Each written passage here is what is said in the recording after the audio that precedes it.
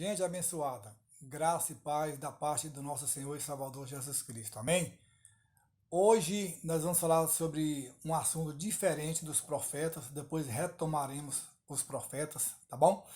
Mas já quero convidar você que ainda não se inscreveu em nosso canal, você se inscreva, dê um toque lá no sininho para ser notificado. Hoje vamos fazer uma pausa nos profetas e vamos falar de um assunto que nos pediram aqui, né? Alguns dos inscritos nos pediram, nós vamos hoje falar de um evento muito sério, delicado e final, tá bom? Eventos futuros, o porvir.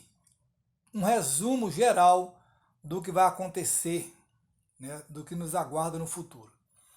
Amém? Então veja bem, estamos vivendo dias na Terra, dias difíceis, dias de trevas, densas trevas, como está escrito em Judas. Isso não é novidade.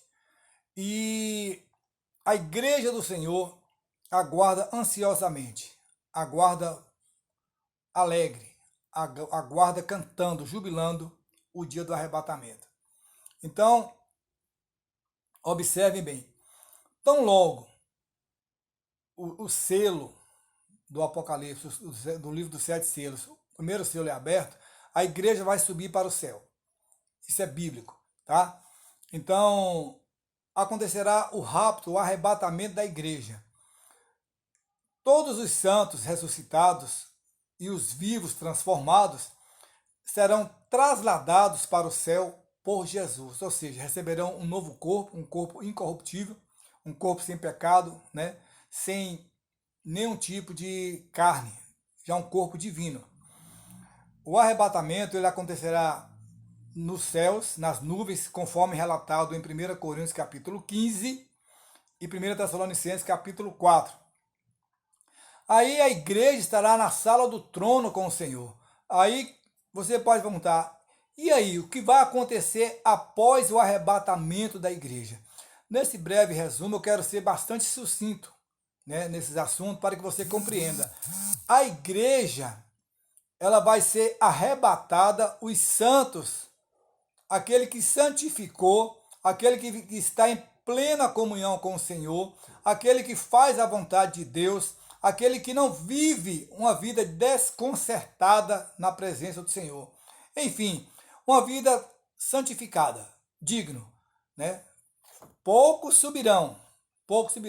Então, quem são esses? São aqueles que os ressuscitados e os vivos que ficaram aqui. Aquele que não morreu ainda vai subir junto com os ressuscitados. Então, aí acontece o arrebatamento. Aí você pergunta, e depois do arrebatamento? Né? Aí vem o julgamento da igreja no tribunal de Cristo. Mas esse julgamento ali, ele não é para condenação, não é para sentença, para sentenciar ninguém. Após a igreja subir para o céu, ela vai ser julgada para galardão, né?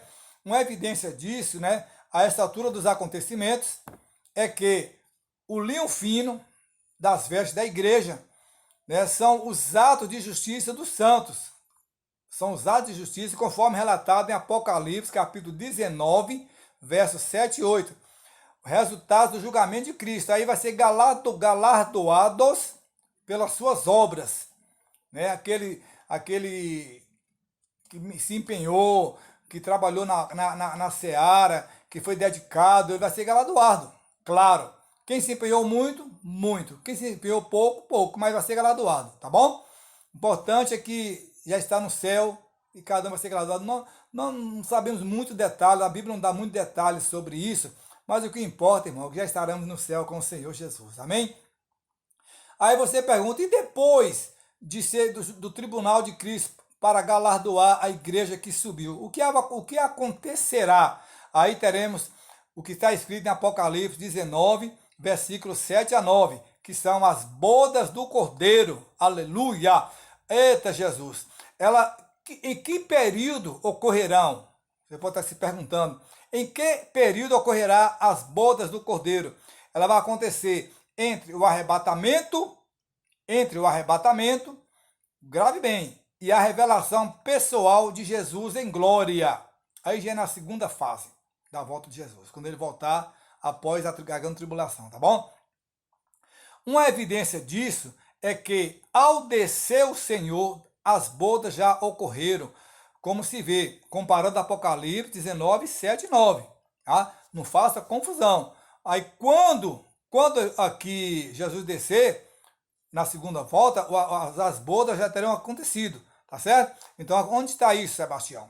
Apocalipse 19, de 7 a 9, com 19, 11 e 14. Você faz uma comparação, você vai entender. Assim, enquanto os juízos divinos caem sobre a terra, enquanto a terra está sendo aqui colocada em juízo, castigo, as pragas, tudo que vai acontecendo aqui, as pestes, terremotos, tudo nós já falamos sobre isso, né, da grande tribulação, haverá festa no céu. Enquanto aqui na terra está a grande tribulação, a terra está em tormenta, o céu estará em festa, né, as bodas. Aí você fala, e depois das bodas do Cordeiro? Aí, meu irmão, vai ser a retirada daquele que restringe o pecado. Trata-se da pessoa do Espírito Santo, tá? O pecado e seus males terão então livre curso. Meu Deus, Jesus. O pecado já é triste hoje, imagine quando ele tiver liberdade, a libertinagem total. Então esse afastamento do Espírito Santo, outra coisa que é bom ficar bem claro. Muitos falam assim, a igreja subiu, acabou o Espírito Santo. Veja bem, esse afastamento do Espírito Santo é quanto à ação do pecado. A sua operação na salvação dos pecadores é evidente que continua, para o camarada ter convencimento, aleluia, de que do que está acontecendo, do que está ocorrendo, do que está passando e por que está passando, tá bom? Como se vê em Apocalipse e também 2 Tessalonicenses 2, de versículo 3 ao 10. Aí você fala, e depois desse processo aqui da retirada daquele que restringe o pecado, do Espírito Santo, o que vai surgir depois? Aí vem a figura do anticristo. Né? Aí vem o surgimento do anticristo, que é o próprio Satanás, né? No cenário mundial. Ele é o enviado, ele é a pessoa que terrível essa questão do anticristo, né? Apocalipse 13, 1 e 2 diz, o início da carreira do anticristo será algo insignificante. É o denominado chifre pequeno de Daniel 7 e 8. Mas também, logo depois, numa demonstração de força, tá? Ele derrubará 3 reis, isto é, ocupará 3 países, conforme Daniel 7, 24, prosseguirá na escalada do poder, tornando-se governante de uma confederação de 10 países, conforme Daniel 7, 24 e Apocalipse 7, 12. Então, surgiu ele aqui no cenário mundial, tá? Mas como o diabo é astuto e enganador, aí depois do surgimento do anticristo, quem vai surgir em cena? A igreja é lá no céu já. A igreja está em festa no céu. Quem vai surgir na terra aqui depois do anticristo? Aquele que virá para solucionar os problemas, aquele que vai trazer a paz, vai resolver os problemas sociais de qualquer natureza da humanidade. E muitos vão falar assim, olha, os crentes estavam enganados aqui, nós estamos vivendo em paz aqui agora. Estamos em paz aqui agora, engano puro. Tá? E depois surgir aqui, como eu disse que ele é astuto, como ele é traiçoeiro, como ele é sutil, o que ele vai fazer depois? Aí surge o falso profeta, claro. Ele vai colocar uma figura para enganar. Aí, vocês querem um pastor, querem um Deus aí, o anticristo, tá certo? Então, vai surgir o anticristo, depois vai surgir o falso profeta, melhor dizendo, depois do anticristo vem um falso profeta. Aqui, esse anticristo aqui é a mesma besta de Apocalipse 13, 1 e 8. Né? Então, o falso profeta, ele será um líder, desculpe, irmãos, o anticristo será um líder político, um ditador mundial.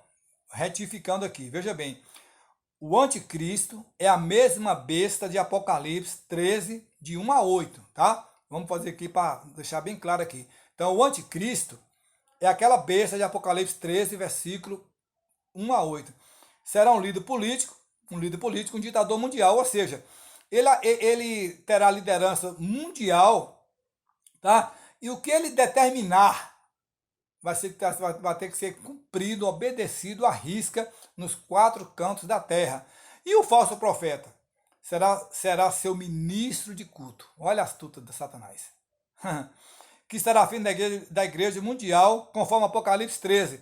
Se a gente for voltar aqui um pouco no anticristo, no falso profeta, que vai ser mandado pelo anticristo, esse falso profeta ele vai fazer maravilhas, vai fazer descer fogo dos céus, vai fazer muitos sinais, que se possível fora, enganará teus escolhidos.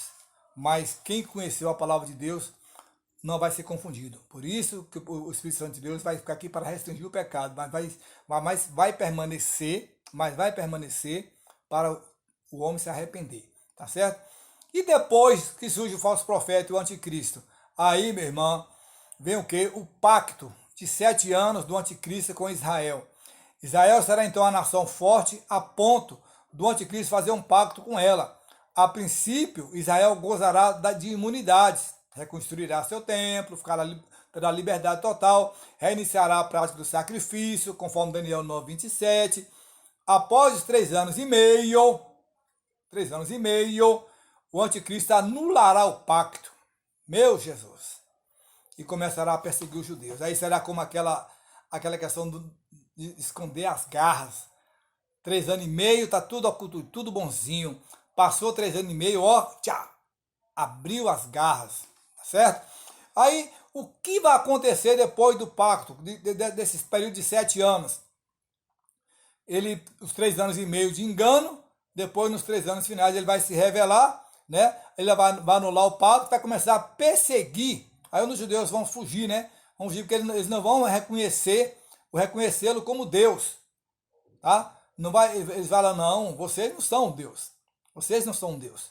O nosso Deus, nós pregamos errado, negamos ele, mas nós sabemos quem é o nosso Deus, tá certo? E depois desse pacto de 7 anos do anticristo com Israel, o que vai acontecer? Você pode estar se perguntando. Aí nessa sequência, aí vem os juízos do céu e os 7 selos de Apocalipse 6. A essa altura dos acontecimentos, a terra estará sendo atingida em cheio pelos juízos divinos sobre os 7 selos do capítulo 6 de Apocalipse. É o que eu disse no início. Tão logo aberto o primeiro selo, a igreja sai. Aí acontece toda aquela etapa. E aí, meu irmão, começa a grande tormenta. Terremotos, mortes, perseguições, flagelos, fome, escassez, pestes, muitas coisas, doenças, tá? Então, o primeiro selo aqui, rapidamente, o primeiro selo, o anticristo e seu falso milênio, através de uma paz e um progresso ilusório. É o que fala os 7 anos, tá certo? Então, o primeiro selo representa isso. É o anticristo e seu falso milênio, através de uma paz enganosa e um progresso ilusório. Ele se apresentará como Salvador do mundo. Aí na segunda parte, que é o segundo selo, vem guerras, né? Guerra através da terra e muito sangue derramado. O terceiro selo vai falar da fome mundial. O quarto selo, 1/4 da população é eliminado. O quinto selo, os mártires e mais mártires nesse tempo, que são aqueles que vão suportar a grande tribulação. O sexto selo, as catástrofes, né? Sim, escurecerão o céu. Olha, irmão, terrível isso aqui, ó. Catástrofes físicas, né? Escurecerão o céu. Sétimo selo, acho assim no capítulo 8, está ligado a novas catástrofes na terra e comoções nos céus. Então, aqui está um breve resumo. Nós vamos dar continuidade depois sobre esse assunto, que é muito longo. Aí, entre as duas testemunhas, depois disso aqui, entre a figura das duas testemunhas e a sua missão nos primeiros 3 anos e meio. Isso ocorrerá nos primeiros 3 anos e meio do pacto do anticristo com Israel. Tá? Essas duas testemunhas, já falamos que pode ser os mais citados e o mais falado são Elias e Moisés. Então, esses são alguns dos acontecimentos. Então, aceite Jesus. Entregue a sua vida a Ele. O que há de vir virá. e não tardará. Até nosso próximo vídeo. Se inscreva em nosso canal. Espero que você medite em cada etapa que vai surgir, cada fase que vai surgir na terra, tenebrosas. Tão logo a igreja saiu, irmão, não queira nem imaginar o que vai acontecer na terra. Guerras que você vê hoje no mundo, pouquíssima, pequenininho em vista do que vai acontecer. Tá certo? Deus abençoe. Até nosso próximo vídeo. Se inscreva em nosso canal. Você que não é inscrito ainda, clique lá no sininho para você ser notificado. Amém? Deus abençoe. Fiquem todos na paz e até nosso próximo vídeo.